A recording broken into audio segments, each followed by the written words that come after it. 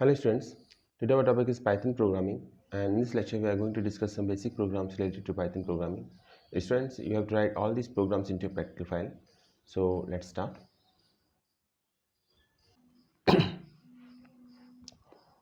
Students, ये program number 4 है आपके practical file का. This is program number 4 of your practical file, and the title of the program is Python program to swap two variables.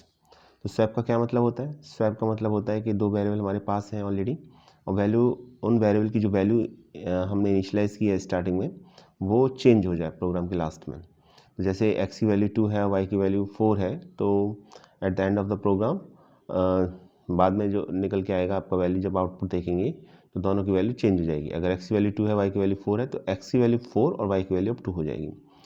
तो swap है. अब इस programme को basically to different way से prepare किया जा सकता है, यूजिंग थर्ड वेरिएबल और विदाउट यूजिंग थर्ड वेरिएबल. जब हम बात करते हैं विदाउट यूजिंग थर्ड वेरिएबल की, तो प्रोग्राम आई थिंक सिंपल बनता है, लेकिन जनरली प्रैक्टिकल लाइफ में हम जो कॉन्सेप्ट इम्प्लीमेंट करते हैं वो थर्ड वेरिएबल का ही है, क्योंकि एक थर्ड वेरिएबल है, उसमें किसी फर्स्ट वेरिएबल की वैल्यू को स्टोर कर देंगे, देन फर्स्ट में सेकंड की वैल्यू को स्टोर कर देंगे, और फिर लास्ट में हम सेकंड में जो थर्ड वेरिएबल है उसकी वैल्यू को स्टोर कर देंगे. तो इस तरीके से वैल्यू स्वैप हो जाएंगी. तो प्रोग्राम आपकी स्क्रीन पर है. सबसे पहले क्या करना पड़ेगा आपको? सबसे पहले आपको ये करना पड़ेगा कि आपको टू वेरिएबल्स लेने पड़ेंगे, एक्स और वाई. अब ये इंटीजर टाइप के भी हो सकते हैं, फ्लोट टाइप के भी हो सकते हैं. ये आपके ऊपर डिपेंड करता है कि आप इनका टाइप क्या लेना चाहते हैं. और अगर आप कोई टाइप नहीं लेना चाहते तो बाय डिफ़ॉल्ट जो टाइप होता है वो स्ट्रिंग होता है, ये हम सबको पता है. तो यहाँ कुछ ऐसा तो है नहीं कि इंटीजर की वैल्यू को ही स्वैप करना है, फ्लोट वैल्यू को स्वैप करना है. तो हम यहाँ पर कोई टाइप डिक्लेयर नहीं करेंगे. इट मीन्स जो इसका टाइप होगा वो एक स्ट्रिंग होगी. ठीक है, उसमें वो नंबर भी देंगे तो वो भी as a string, as a character ही कंसिडर होगा. ओके, स्ट्रिंग होती है सेट ऑफ कैरेक्टर्स. तो अभी हम इसमें क्या करेंगे? सबसे पहले हमने एक वेरिएबल लिया x, दूसरा वेरिएबल लिया y. स्टूडेंट्स ये बात याद रखें कि जब आप प्रोग्राम लिखें तो प्रोग्राम में कमेंट आपके ज़रूर होनी चाहिए. कमेंट प्रोग्राम की अंडरस्टैंडिंग को और ज़्यादा बढ़ाते हैं, समझाते हैं सामने वाले पर्सन को, जिसको प्रोग्राम को समझना है, जानना है कि आपने ये कोड क्यों लिखा है या प्रोग्राम का टाइटल क्या है. तो एटलीस्ट प्रोग्राम का टाइटल आप कमेंट में लिखें, और जहाँ आपको ये लगे कि यहाँ कोड को समझाने की ज़रूरत है, वहाँ आप कमेंट लिख सकते हैं. कमेंट का ऐसा नहीं है कि कितने नंबर ऑफ़ पॉइंट्स होंगे प्रोग्राम में, वो कितने भी हो सकते हैं. It totally depends upon you. तो ये आपके ऊपर डिपेंड करता है. जहाँ तक प्रोग्राम के एग्जीक्यूशन की बात है स्टूडेंट्स, ये सभी प्रोग्राम हम अपनी प्रैक्टिकल फाइल में ऑलरेडी, वेट अ सेकेंड, तो हम सभी ये अपनी प्रैक्टिकल फाइल में ऑलरेडी ये सभी आपके प्रैक्टिकल फाइल के प्रोग्राम हैं, और हम इसको थ्योरी में, प्रैक्टिकल में ऑलरेडी डिस्कस कर चुके हैं. हम एग्जीक्यूट करके भी दिखा चुके हैं, मोबाइल पर भी एग्जीक्यूट करके दिखा चुके हैं. आपके पाइडॉट एप्लीकेशन अगर आपके पास है, आपके पास एंड्रॉयड मोबाइल है, तो आप उसमें आसानी से इसको एग्जीक्यूट कर सकते हैं. और अगर आपके पास अपना लैपटॉप या कंप्यूटर है तो फिर तो आप पाइथन का बेसिक वर्जन मैंने 3.x कोई भी इंस्टॉल कर लीजिए, आप उसमें आसानी से प्रोग्राम को इंस्टॉल कर सकते हैं. हम ऑलरेडी ये सब कर चुके हैं. तो अभी हमको क्या करना है? अभी हमको ये करना है कि यहाँ पर ये जितने भी प्रोग्राम्स हैं, ये अभी आप सबको प्रैक्टिकल फाइल में इसी सीक्वेंस में लिखने हैं, with date and time. Date and time के साथ लिखना है. उम्मीद है कि अभी तक आप 3 प्रोग्राम्स एटलीस्ट लिख चुके होंगे और एग्जीक्यूट भी करके देख चुके होंगे. अगर नहीं किया है तो लास्ट वीडियो देखिए जाके, उसमें प्रोग्राम को समझाया गया है. ठीक है, ये फाइल आपको माइक्रोसॉफ्ट टीम में सेंड भी कर दी गई है, तो आप वहाँ से भी लिख सकते हैं. यहाँ समझाने का मकसद सिर्फ इतना है कि आप कोड को अच्छी तरीके से समझ लें और ये पहचान लें कि कोड ये एक्चुअली क्या काम कर रहा है. तो प्रोग्राम का टाइटल है Python program to swap two variables. तो हमें इसमें दो वेरिएबल्स को स्वैप करना है. उसके लिए टू वेरिएबल्स आपके पास होनी चाहिए.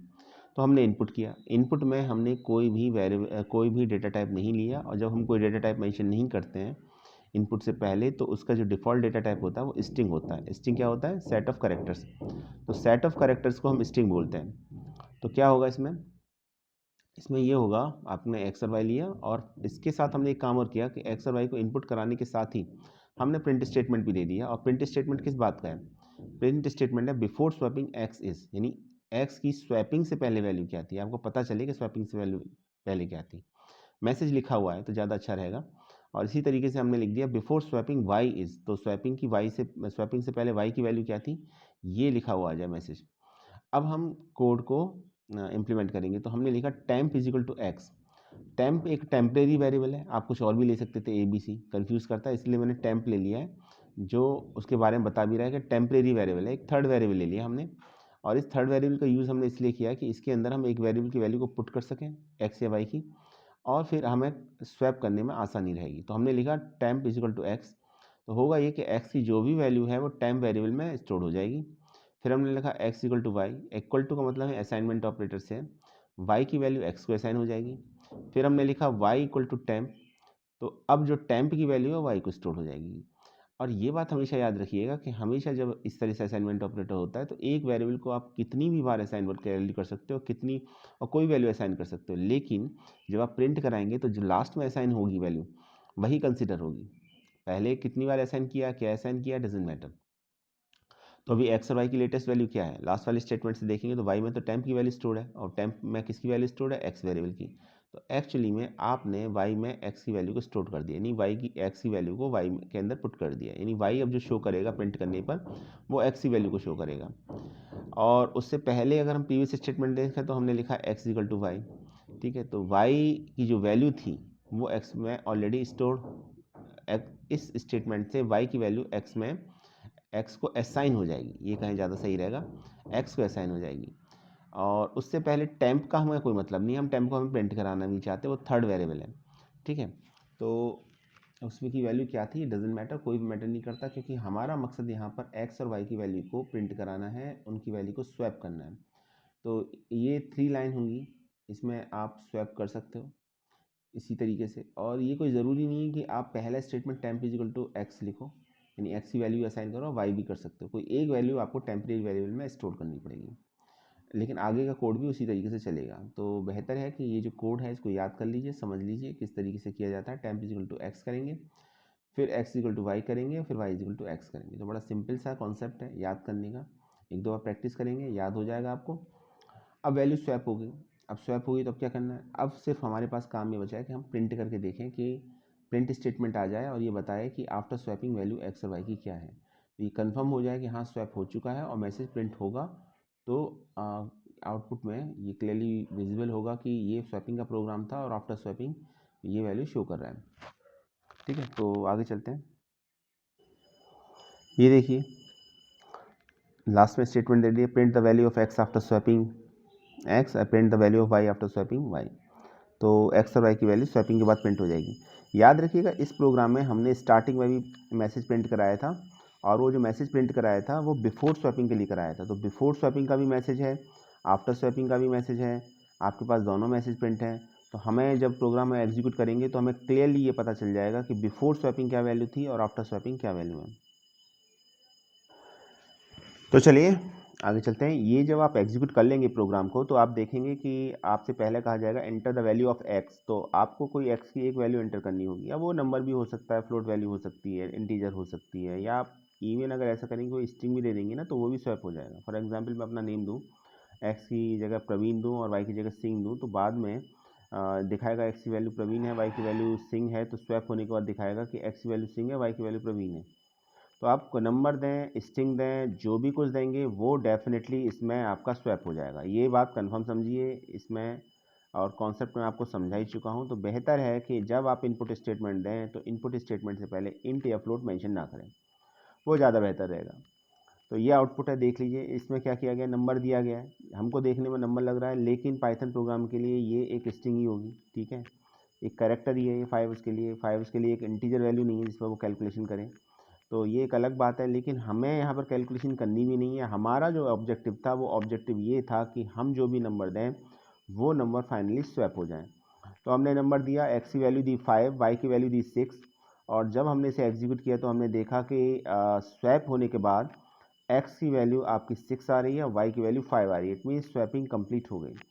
तो स्वैपिंग के लिए बेसिकली प्रोग्राम टू टाइप से बन सकता है, using third variable and without using third variable. जब हम बात करते हैं यूजिंग थर्ड वेरिएबल तो इसका मतलब ये होता है कि हमने एक थर्ड वेरिएबल लिया, उसको हमने वैल्यू स्टोर करने के लिए एक वेरिएबल की यूज़ किया। और उसको यूज़ क्यों किया, क्योंकि जब हम उस वेरिएबल को दूसरे वेरिएबल की वैल्यू असाइन करेंगे तो वो लॉस्ट हो जाएगी। उस वैल्यू को हमें बचाना है, क्योंकि उस वैल्यू को हमें दूसरे वेरिएबल में स्टोर भी करना है, एक अनदर वेरिएबल में स्टोर भी करना है। तो जब हम एक्स इक्वल टू वाई करेंगे तो एक्स में तो वाई की वैल्यू आ जाएगी, लेकिन x की वैल्यू को भी कहीं ना कहीं स्टोर करना पड़ेगा, क्योंकि वो वैल्यू हमको y को असाइन करनी है। तो उसके लिए हम एक टेम्परेरी वेरिएबल यूज़ करते हैं और हम लिखते हैं temp is equal to X. तो temp इज हाँ, temp is equal to X. तो इससे क्या होता है कि x की जो भी वैल्यू होती है वो temp में स्टोर हो जाती है, और उसी वैल्यू को फिर हम बाद में प्रोवाइड कर देते हैं y को। तो लास्ट वाला जो statement y is equal to temp, उसी की हेल्प से ये प्रोग्राम फिर आपका एग्जीक्यूट होता है। तो इस तरीके से वैल्यू स्वैप हो जाती है आपकी। तो ये प्रोग्राम था स्टूडेंट, ये प्रोग्राम था ये प्रोग्राम था आपका basically swapping of two numbers. तो अभी ये प्रोग्राम टू टाइप से बन सकता है। अभी हमने देखा कि विद यूजिंग थर्ड वेरिएबल ये प्रोग्राम कैसे बन सकता है। अब हमको ये भी समझना है कि अगर हम थर्ड वेरिएबल का यूज़ ना करें तो क्या प्रोग्राम बन सकता है। आंसर है बिल्कुल बन सकता है आपका। उसके लिए इसका सेकंड पार्ट है। याद रखिएगा, कुछ प्रोग्राम प्रैक्टिकल फाइल में ऐसे हैं जिनके दो पार्ट हैं, फर्स्ट और सेकंड। तो उस केस में आपको करना ये है कि आपको प्रोग्राम नंबर चेंज नहीं करना, उसके फर्स्ट पार्ट और सेकंड पार्ट लिखने हैं। कोशिश अगर एक पेज पर आते हैं दोनों तो बहुत अच्छी बात है, अदरवाइज पेज भी चेंज कर सकते हैं। ठीक है, आउटपुट दोनों ही केसेस में सेम रहेगा। इट मीन्स आउटपुट पर कोई इफेक्ट नहीं पड़ेगा। तो एक से ज़्यादा डिफरेंट मेथड हो सकते हैं प्रोग्राम को बनाने के। ठीक है, इस केस में भी ऐसा ही है। जब हम थर्ड वेरिएबल का प्रोग्राम बनाते हैं तो without using third variable, with using third variable आप प्रोग्राम को बना सकते हैं, आप टाइप कर सकते हैं अपना प्रोग्राम। आउटपुट पर कोई इफेक्ट नहीं पड़ेगा उसका, आउटपुट अनचेंज रहेगा उसका। तो ये बात याद रखिएगा आप। चलिए आगे चलते हैं। ये प्रोग्राम देखिए, इस प्रोग्राम में कहा गया है कि without using a temporary variable. अब आपको टेम्परेरी वेरिएबल का यूज़ नहीं करना है। तो बाकी प्रोग्राम सेम है, कॉन्सेप्ट सेम है, बस अभी हमको करना ये है कि हमें थर्ड वेरिएबल का यूज़ नहीं करना है। तो कैसे कर सकते हैं इसके लिए? देखिए, पहले तो आपको नंबर्स को इनपुट कराना पड़ेगा, तो वहाँ तक तो प्रोग्राम अनचेंज है। मैसेज प्रिंट कराना पड़ेगा कि बिफोर स्वैपिंग वैल्यूज़ क्या है, वहाँ भी आपको कुछ नहीं करना है। और आफ्टर स्वैपिंग का भी मैसेज प्रिंट कराना पड़ेगा, वहाँ भी कोई प्रॉब्लम नहीं है, वो सेम है पिछली बार की तरह। लेकिन जो लॉजिक है वो इस बार चेंज हो जाएगा।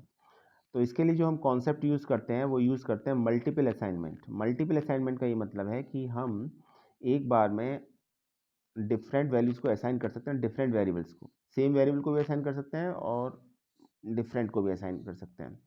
तो मान लीजिए हमारे पास टू वेरिएबल है एक्स और वाई। मान के लीजिए हमारे पास टू वेरिएबल्स एक्स और वाई ही हैं, हमने वेरिएबल के नेम एक्स और वाई ही दिए हैं। तो अभी हमें क्या करना है, अगर हम लिखें X comma Y is equal to Y comma X, equal to मतलब यहाँ असाइनमेंट से है, मैथ का जो इक्वल होता है वहाँ असाइनमेंट होता है, वाई कॉमा एक्स। तो हम ये जानते हैं कि हमेशा असाइनमेंट राइट टू लेफ्ट होता है। अब जो राइट में वाई और एक्स हैं वो हमारे लिए वेरिएबल नहीं है, क्योंकि उसकी वैल्यू हम ऑलरेडी इनपुट करा चुके हैं, समझिएगा। तो वो आप एक ही वैल्यू है। फॉर एग्जांपल एक्स की वैल्यू 10 है और अगर वाई की वैल्यू 20 है, तो ये स्टेटमेंट कुछ इस तरीके से हमारे पास X comma Y is equal to 10 comma 20। ठीक है, तो ये वैल्यू है। क्योंकि वैल्यू हमें पता नहीं है हमने क्या इनपुट कराई है, ठीक है, वो तो at the time of execution he decide होगा।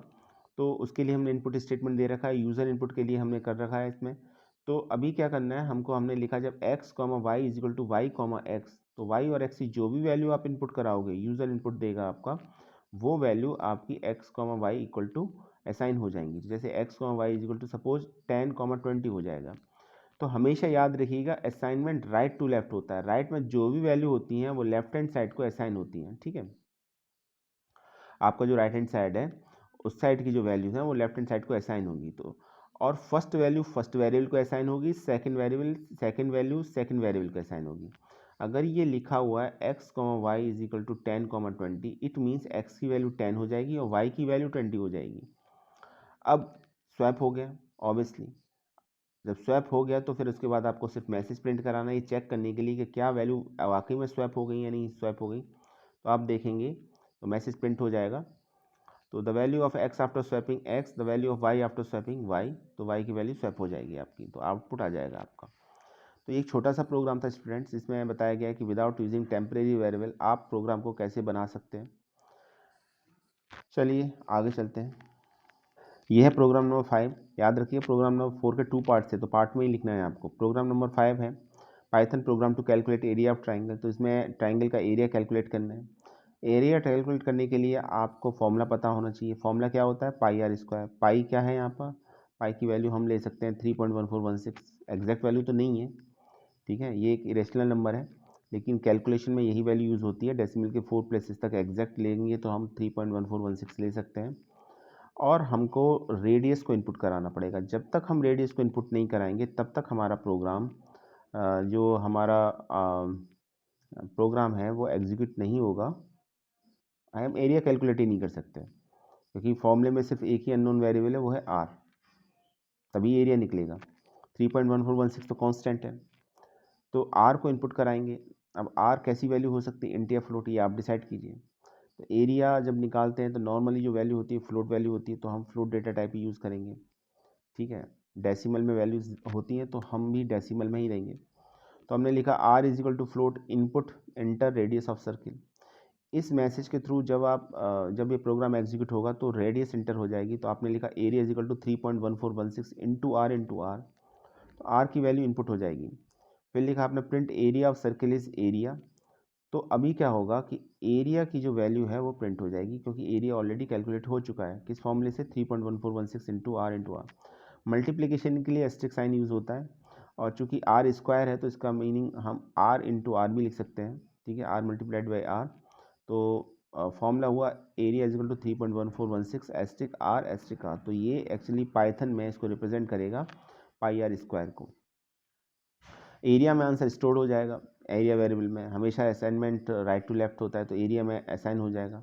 अभी हम अगर एरिया को प्रिंट कराएंगे मैसेज के साथ तो मैसेज हमारा आ जाएगा। तो जैसे दिखा भी जब हमने इसको एग्जीक्यूट कराया तो मान लीजिए हमने रेडियस 6 दी है, आप कोई और वैल्यू भी दे सकते हैं। तो लिखा आ रहा है एरिया ऑफ सर्किल इज़ 113.0976। तो इस तरीके से आंसर आ रहा है। तो याद रखिएगा ये प्रोग्राम हो गया आपका एरिया ऑफ सर्किल का, बड़ा सिंपल सा प्रोग्राम है। एक बात याद रखिएगा, जब कभी भी हम फॉर्मूला बेस्ड कोई प्रोग्राम बनाते हैं तो उसमें आप अननोन वेरिएबल्स को फाइंड आउट कीजिए कि अननोन वेरिएबल्स कौन कौन से हैं। उसमें भी जब फॉर्मूला लिखते हैं तो राइट हैंड साइड के अंदर वेरिएबल को देखिए कि कौन कौन से वेरिएबल हैं जिनको हमें इनपुट कराना है, क्योंकि राइट हैंड साइड में तो लेफ्ट हैंड साइड में तो जो होगा उसमें तो आंसर स्टोर करेंगे, तो उसको तो हमें फाइनली प्रिंट कराना है। एक बार जब आपको ये पता चल जाएगा कि वेरिएबल की कौन कौन सी वेरिएबल की रिक्वायरमेंट है इनपुट कराने के लिए, तो प्रोग्राम बहुत आसानी से बन जाएगा आपका। जैसे ये लिखा हुआ है area is equal to 3.1416 into R, तो इसका मतलब ये है कि यहाँ पर आपका एरिया आसानी से निकल जाएगा ये इस फॉर्मूले के से आसानी से। और इसमें सिर्फ एक ही अननोन वेरिएबल है, वो है आर, यानी एक ही वेरिएबल की है तो एरिया, लेकिन एरिया में तो हम आंसर स्टोर करा रहे हैं। राइट हैंड साइड में एक ही अननोन वेरिएबल है आर, तो इसलिए सिर्फ आर को इनपुट कराएंगे। तो ये छोटा सा प्रोग्राम था, प्रोग्राम नंबर 5। चलिए प्रोग्राम नंबर 6 देखते हैं। देख लीजिए, यह है program number 5, area of circle. Formula होता है area is equal to 3.1416 into R, तो आर है इसका अननोन, क्लियर। तो वेरिएबल है तो आर को इनपुट कराया है, फ्लोट टाइप की वैल्यू ली है, फॉर्मूला यूज़ किया है, मल्टीप्लिकेशन के लिए एस्टेरिक साइन यूज़ होता है, और फाइनली हमने एरिया को प्रिंट करा दिया है प्रिंट स्टेटमेंट के थ्रू। बहुत छोटा प्रोग्राम है। अक्सर स्टूडेंट ये कहते हैं इसमें कि सर जो पाई की वैल्यू है 3.14 है, कुछ कहते हैं 22/7। देखिए पाई एक इरेशनल नंबर है तो एग्जैक्ट वैल्यू तो आप ले ही नहीं सकते इसमें, ठीक है।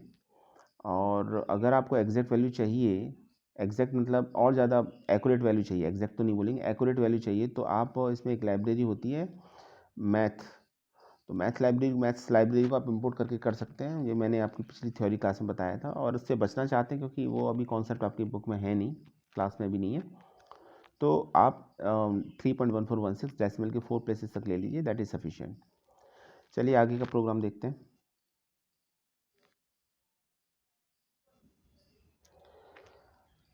प्रोग्राम नंबर 6 है, एरिया ऑफ रेक्टेंगल निकालना है। एरिया ऑफ रेक्टेंगल कैसे निकलता है? एरिया ऑफ रेक्टेंगल निकलता है लेंथ और ब्रेथ को मल्टीप्लाई करके। अगर लेंथ का मल्टीप्लाई हम ब्रेथ से करेंगे तो एरिया ऑफ रेक्टेंगल निकलेगा यहाँ पर, ठीक है, एरिया ऑफ रेक्टेंगल निकलेगा।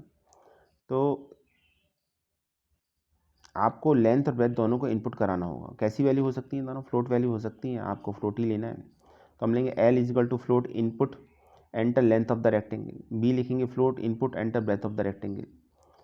तो आपने यहाँ पर दोनों को इनपुट करा दिया, लेंथ को इनपुट करा दिया, ब्रेथ को इनपुट करा दिया। अब आपको फॉर्मूला लिखना है, तो फॉर्मूला लिखेंगे area is equal to L cross B, L star B. तो एल को बी से मल्टीप्लाई करेंगे तो आपका एरिया में जो आंसर है वो स्टोर हो जाएगा। तो फिर मैसेज लिखेंगे print area of rectangle is area. तो अभी इसमें जो भी एरिया की आंसर, एरिया में जो भी वैल्यू स्टोर हुई होगी वो आपका प्रिंट हो जाएगा। छोटा सा फॉर्मूला है। इस तरह के प्रोग्राम बनाने में सिर्फ आपको यही बात है, जो बेसिक है फैक्ट है वो ये याद रखना है कि आप पहले फॉर्मूला लिख लीजिए, फॉर्मूले को पाइथन में कन्वर्ट कर लीजिए, मतलब पाइथन में जो भी ऑपरेटर्स यूज़ होते हैं उसके अकॉर्डिंग, जैसे मल्टीप्लाई के लिए एस्टेरिस्क साइन यूज़ होता है। उसके बाद आप राइट हैंड साइड में जाइए और देखिए उसमें कितने वेरिएबल आ रहे हैं। जितने भी वेरिएबल आ रहे हैं, जैसे इस केस में लिखा हुआ area equal to length to breadth, तो राइट हैंड साइड में एल और बी वेरिएबल हैं और लेफ्ट हैंड साइड में एरिया है। तो जो राइट हैंड साइड में वेरिएबल है वो इनपुट है और लेफ्ट हैंड साइड में जो है वो आउटपुट है आपका। तो जितने भी वेरिएबल्स हैं उनको इनपुट करा दीजिए इनपुट स्टेटमेंट की हेल्प से, ठीक है। और फिर फॉर्मूला लिखिए उसके बाद, और फिर आपको ये आंसर को प्रिंट करा देना है। तो बड़ा सिंपल सा लॉजिक है, इसको याद रखिएगा। क्लास में मैं ये कई बार बता चुका हूँ। अभी प्रैक्टिकल फाइल चल रही है आपकी, अगर आपकी क्लास आपने मिस कर दी थी या किसी वजह से ये आपका कॉन्सेप्ट रह गया था तो इस प्रोग्राम को बना के देखिएगा। प्रोग्राम आप पाइथन 3 पर एप्लीकेशन का यूज़ करके बना सकते हैं, अगर आपके पास कंप्यूटर अपना नहीं कंप्यूटर नहीं है तो। अदरवाइज़ अगर है तो फिर मैं प्रेफर करूँगा कि आप पाइथन 3.x का कोई भी 3.x वर्जन यूज़ करके, कोई भी 3.3, 3.7, 3.9 जो भी आप डाउनलोड करके एग्जीक्यूट कर रहे हैं, चला रहे हैं, जिसमें कोई प्रॉब्लम नहीं है उसमें। 3.x में आप कोई भी ले सकते हैं, x का मतलब है कोई भी वर्जन है, 3.3, 3.7, 3.5 भी ले सकते हैं। फिलहाल मैं 3.3 पे 3.3 को रन कर रहा हूँ क्योंकि स्पेस भी कम लेता है और 9th क्लास के जितने भी प्रोग्राम्स हैं बेसिकली वो उसमें कोई प्रॉब्लम नहीं आएगी 3.3 में। तो ये आउटपुट आप देख रहे हैं, पहले मांगा गया enter length of the rectangle 7 दे दिया, फिर दिया enter breadth of the rectangle 8 दे दिया। तो आंसर आएगा area of rectangle is 56.0, that is the answer. तो ये आंसर आ जाएगा। चलिए आगे चलते हैं।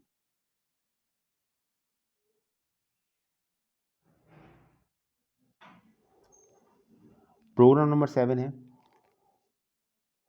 और प्रोग्राम नंबर 7 कह रहा है Python program to calculate average marks of 5 subjects. 5 subjects के एवरेज निकालना है आपको। तो देखिए क्वेश्चन में ही कह दिया उसने 5 सब्जेक्ट का एवरेज निकालना है, तो आपको 5 सब्जेक्ट्स के मार्क्स पता होनी चाहिए। और अगर 5 सब्जेक्ट के मार्क्स आपको पता है तभी आप एवरेज निकाल सकते हैं। बात बड़ी सिंपल है, लेकिन मैं बताना ये चाह रहा हूँ इसमें कि आप 5 सब्जेक्ट्स के मार्क्स को इनपुट कराएंगे तभी आपका प्रोग्राम बनेगा, तभी आप एवरेज निकाल सकते हैं। तो 5 सब्जेक्ट्स ले लीजिए, जो भी आपके 5 सब्जेक्ट्स हैं, math, science, social science, Hindi, English, और इनको इनपुट करा दीजिए। चाहे तो वैल्यू इंट में ले सकते हैं, फ्लोट में ले सकते हैं, वो प्रॉब्लम नहीं है। उसके बाद आपको क्या करना है, उसके बाद आपको फॉर्मूला अप्लाई करना है। तो एवरेज कैसे निकालते हैं? एवरेज निकालने के लिए पहले आपको सम करना पड़ेगा सभी सब्जेक्ट्स के मार्क्स को, और divide by number of subjects, जितने भी नंबर सब्जेक्ट्स हैं उससे डिवाइड करना पड़ेगा। तो यहाँ पर इस केस में क्या है कि हमने ब्रैकेट के अंदर पैरेंथेसिस का साइन इसलिए यूज़ किया क्योंकि पहले हम सम निकालना चाहते हैं। तो पैरेंथेसिस के अंदर sums, maths, science, SST, Hindi, English सभी सब्जेक्ट्स लिख दिया और प्लस कर दिया उनको। इसका मतलब है कि देखिए बोर्ड मास रूल आपने पढ़ा होगा, उसके अकॉर्डिंग ब्रैकेट पहले सॉल्व होता है, तो यहाँ भी ऐसा ही है। और फिर डिवाइड बाई 5 कर दिया। अब सपोज मैं ब्रैकेट नहीं लगाता, यहाँ पर पैरेंथेसिस का साइन नहीं लगाता, तो फिर क्या होता? तो आप इंग्लिश डिवाइड बाई 5 होता है। इसका मतलब पहले इंग्लिश के जो मार्क्स हैं वो 5 से डिवाइड होते, फिर वो बाकी सब्जेक्ट में ऐड होते हैं, ठीक है। तो वो तो एवरेज नहीं निकलता आपका।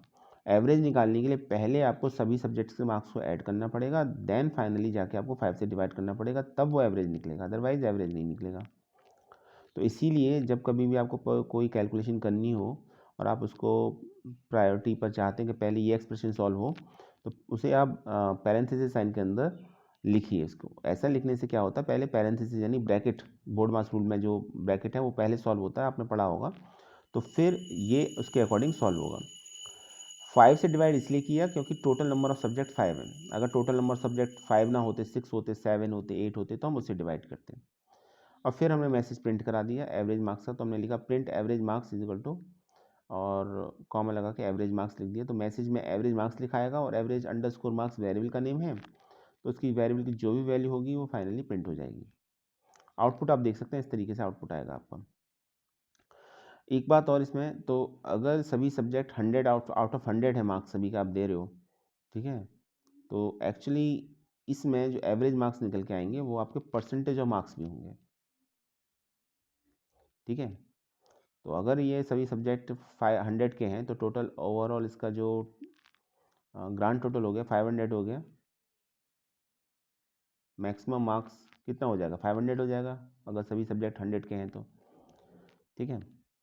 तो उस केस में याद रखिएगा ये आपके फिर परसेंटेज को भी शो करेगा। तो एक तरीके से परसेंटेज का भी प्रोग्राम है अगर आप मार्क्स आउट ऑफ 100 दे रहे हैं तो।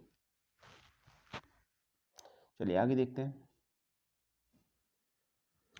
नेक्स्ट प्रोग्राम है Python program to calculate simple interest. Simple interest निकालना है। सिंपल इंटरेस्ट निकालने के लिए आपको फॉर्मूला पता होना चाहिए। सिंपल इंटरेस्ट का क्या है, आई थिंक आप सभी जानते होंगे। सिंपल इंटरेस्ट का जो फॉर्मूला होता है उसमें आपका फॉर्मूला है simple interest is equal to P into R into T upon 100। ठीक है, प्रिंसिपल अमाउंट को रेट से और टाइम से मल्टीप्लाई करेंगे, ठीक है, और डिवाइड बाई 100 करेंगे तो फिर आपका सिंपल इंटरेस्ट निकल जाएगा। तो फॉर्मूला लिख दिया हमने S I is equal to P into R into T. Multiplication के लिए एस्ट्रिक साइन यूज़ किया, पाइथन में यही साइन यूज़ होता है मल्टीप्लाई के लिए। लेफ्ट हैंड साइड में हमने देखा तो 100 तो कांस्टेंट है, बाकी 3 वेरिएबल्स हैं पी आर टी, ये वेरिएबल है। तो ये इनको इनपुट करा देंगे क्योंकि सिंपल इंटरेस्ट निकालने के लिए आपको प्रिंसिपल अमाउंट, रेट और टाइम का पता होना ज़रूरी है। जहाँ तक कांस्टेंट की बात है तो कांस्टेंट ही है। ठीक है, तो क्या होगा ये फिर आपका कि सबसे पहले आप इनपुट ले लीजिए और फ्लोट वैल्यू लीजिएगा। डेसिमल में अगर आपको लेना है तो फ्लोट हम डेटा टाइप लेते हैं। तो p is equal to float input enter principal amount, r is equal to float enter input enter rate of interest, और r is equal to float input enter time. Input करा दिया, उसके बाद formula लिख दिया। जो भी आंसर होगा वो एस आई वेरिएबल में स्टोर हो जाएगा। तो एस आई को सिंपल इंटरेस्ट को आप प्रिंट करा दीजिए। तो स्टेटमेंट लिखिए print is equal to simple interest is S I. तो एस आई की जो भी वैल्यू होगी, एस आई मतलब सिंपल इंटरेस्ट, एस आई में सिंपल इंटरेस्ट की वैल्यू को हमने असाइन किया है, तो ये आपका आंसर आ जाएगा। ये था प्रोग्राम नंबर 8। आज का लास्ट प्रोग्राम नंबर 9।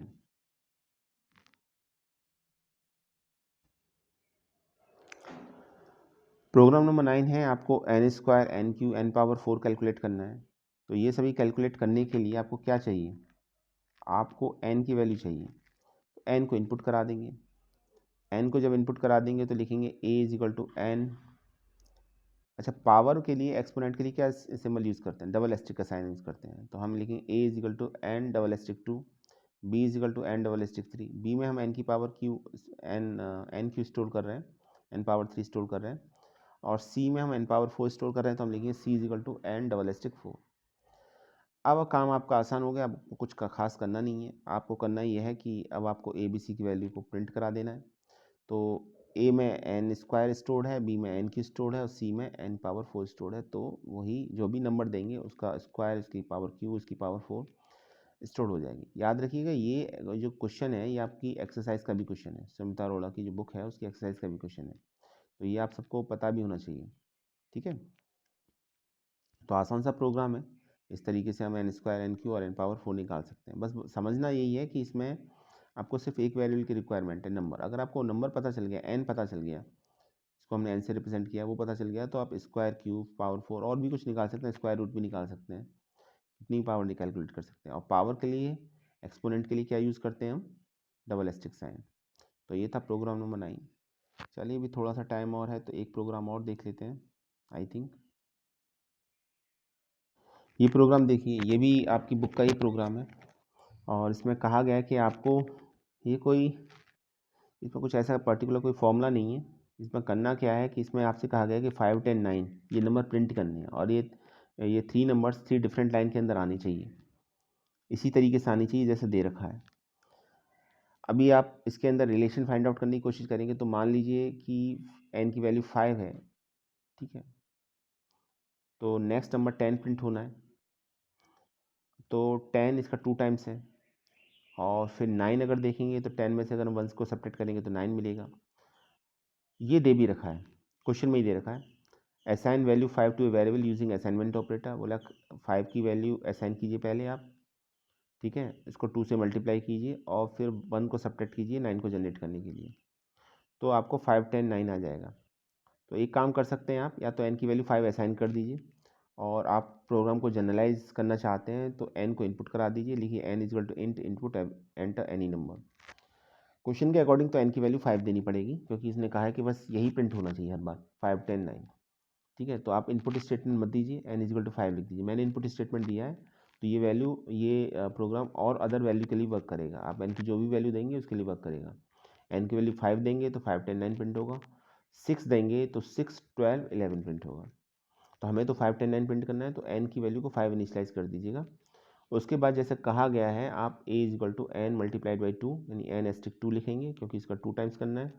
और फिर 9 लाने के लिए आपको a में से 1 को सब्ट्रैक्ट करना पड़ेगा क्योंकि 2 टाइम्स आप ऑलरेडी निकाल चुके हो, तो b is equal to a minus 1 करेंगे। उसके बाद सभी स्टेटमेंट को प्रिंट करा देंगे तो आपका आउटपुट आ जाएगा। तो ये प्रोग्राम था छोटा सा। और एक बात याद रखिए कि जब भी हम प्रिंट स्टेटमेंट देते हैं, डिफरेंट प्रिंट स्टेटमेंट देते हैं, तो हमेशा सेपरेट डिफरेंट लाइन के अंदर प्रिंट होते हैं, तो अलग अलग लाइन के अंदर प्रिंट होंगे। तो स्टूडेंट अभी तक हम प्रोग्राम नंबर 10 प्रोग्राम कर चुके हैं, 5 प्रोग्राम्स और बचे हैं प्रैक्टिकल फाइल के अंदर। बहुत जल्दी ये भी कंप्लीट हो जाएंगे, मोस्ट प्रोबेबल नेक्स्ट 2 डेज़ के अंदर इनको भी कंप्लीट कर देंगे। ये सब आपको प्रैक्टिकल फाइल के अंदर लिखना है, याद रखिएगा। Thanks for watching this video.